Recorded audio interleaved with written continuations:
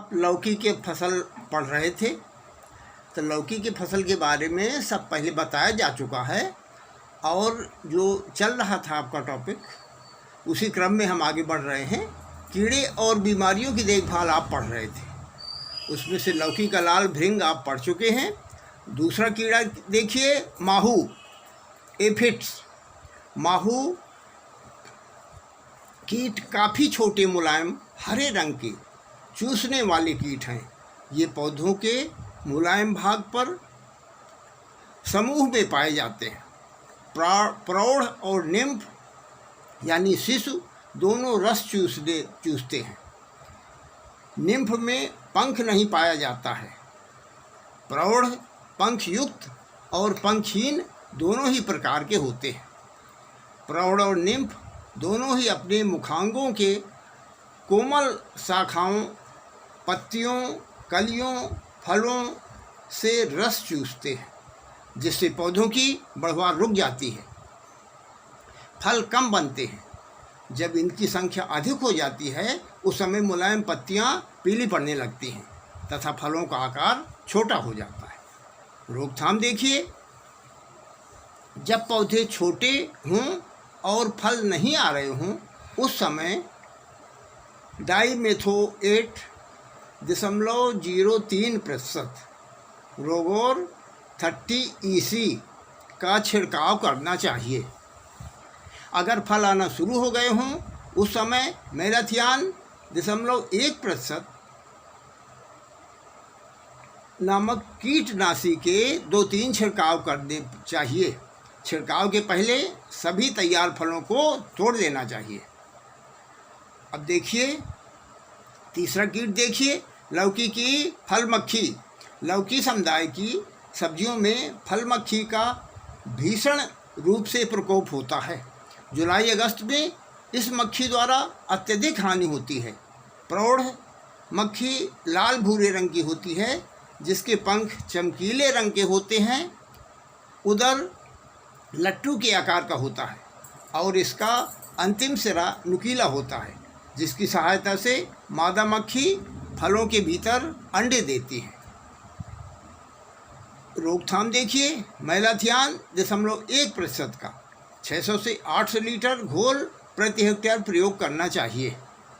सड़े हुए फलों को एकत्रित करके गहरा जमीन में गाड़ देना चाहिए, जिससे मैगट नष्ट हो जाते हैं। छोटे स्तर पर फलों को पॉलीथीन पेपर से ढक देना चाहिए। इस प्रकार ये लौकी में लगने वाले कीट हैं। एक और सुनिए, पंपकिन कैटरपिलर वयस्क कीट 12 से 15 मिलीमीटर लंबा पतंगा होता है। प्रौढ़ कीट पारदर्शक सफ़ेद पंख वाला पाए जाते हैं। इस कीट की हल इल्ली, जिसे कैटरपिलर कहते हैं, चमकीली हरे रंग की होती है, जिसके ऊपर मध्य में एक जोड़ी सफ़ेद रंग की लंबवत धारियां पाई जाती हैं। क्षति केवल कैटरपिलर द्वारा ही होती है। कैटरपिलर पत्तियों को आपस में बांधकर उसके भीतर चिपक जाता है और ऊतकों को खा जाता है। कीट नियंत्रण हेतु कार्बोराइल 0.1% घोल का छिड़काव करना चाहिए। इस प्रकार आपने कीड़ों के बारे में पढ़ा। अब रोग के बारे में पढ़िए। नंबर 1 रोग है, पहला रोग चूड़ी फफूंद। इस रोग में पत्तियां तनों पर सफ़ेद रंग की परत जम जाती है और बाद में पत्तियां भूरी होकर सूख जाती हैं।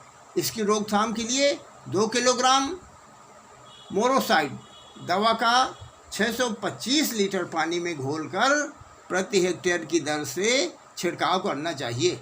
2 किलो घुलनशील गंधक के घोल का छिड़काव कर सकते हैं। इसी तरह का और देखिए, इसी से मिलते जुलते रूप हैं डाउनी मिल्ड्यू।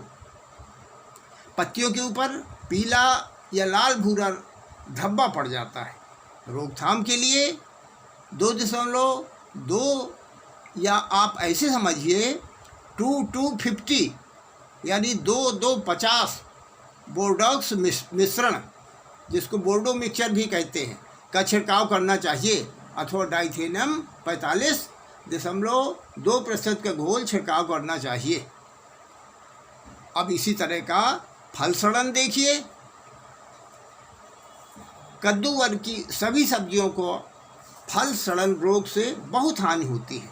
यह रोग एक प्रकार की फफूंद के कारण होता है। यह रोग प्रायः उन फलों पर लगता है जो ज़मीन के संपर्क में रहते हैं या ज़मीन के काफ़ी निकट लटक रहे होते हैं।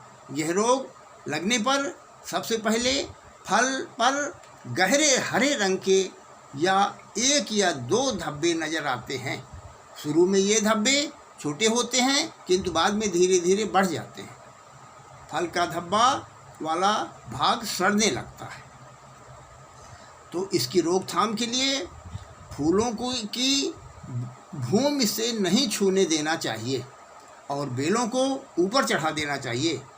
वातावरण में अधिक नमी होने पर बेलों पर फफूंदनाशक रसायन जैसे ब्लाइटॉक्स 50 या डाइथेनजेट 78 का 0.3% घोल का छिड़काव करना चाहिए। अब देखिए इसमें एक और देखिए, मोज़ेक रोग। रोगी पत्तियां पीली होकर सूख जाती हैं, फलों का आकार खराब हो जाता है। यह रोग विषाणु द्वारा फैलता है जिसे कीट फैलाते हैं। इससे बचाव के लिए 1 या आप ऐसा समझिए 0.2% मैलाथियान के घोल को 10 से 15 दिन के अंतर पर छिड़काव करना चाहिए। अब इसके बाद देखिए भंडारण। लौकी के फलों को 2-3 दिन तक ठंडे तथा छायादार स्थान में बिना किसी विशेष प्रबंध के सुरक्षित रखा जा सकता है। यदि लौकी के फलों को हवादार जगह में छोटी छोटी ढेरियों में रखा जाए तो उनके ऊपर पानी छिड़कते रहना चाहिए। लगभग 5-6 दिन तक खाने योग्य दशा में बनाए रखा जा सकता है। शीतगृह में 2 सप्ताह तक सुरक्षित रख सकते हैं। विपणन हेतु तैयारी देख लीजिए। लौकी की मुलायम अवस्था में तोड़कर जितने जल्दी हो सके टोकरियों में सजाकर बाजार भेजना चाहिए ताकि उनका अच्छा भाव मिल सके। टोकरियों को धूप में नहीं रखना चाहिए, अन्यथा लौकी की प्राकृतिक रंग तथा ताजगी में अंतर आ जाएगा। तो इस प्रकार आप इसकी बीज उत्पादन देखिए।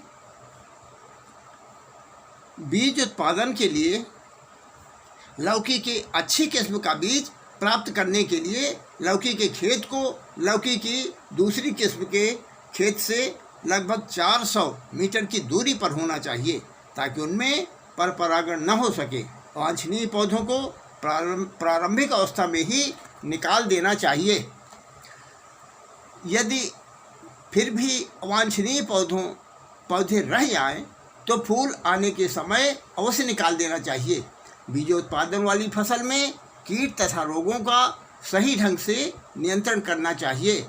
फलत को कटाई फलों के पूर्णतया पकने पर सूखने के बाद करनी चाहिए। बीजों को निकालने के बाद गूदे से अलग करके धूप में अच्छी तरह सुखा लेना चाहिए ताकि बीजों में सूखने के बाद 8% से अधिक नमी न रहने पाए। 1 हेक्टेयर से लगभग 5 कुंटल बीज प्राप्त हो जाता है।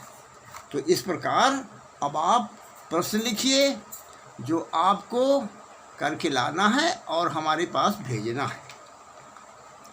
तो पहला लिखिए, लौकी की खेती में लगने वाले किन्हीं 2 रोगों के बारे में और उनका निदान लिखिए और साथ में इसका भंडारण तथा विपणन हेतु तैयारी लिखिए। प्रश्न नंबर 2 लिखिए, लौकी की फसल में बीज उत्पादन का तरीका लिखिए।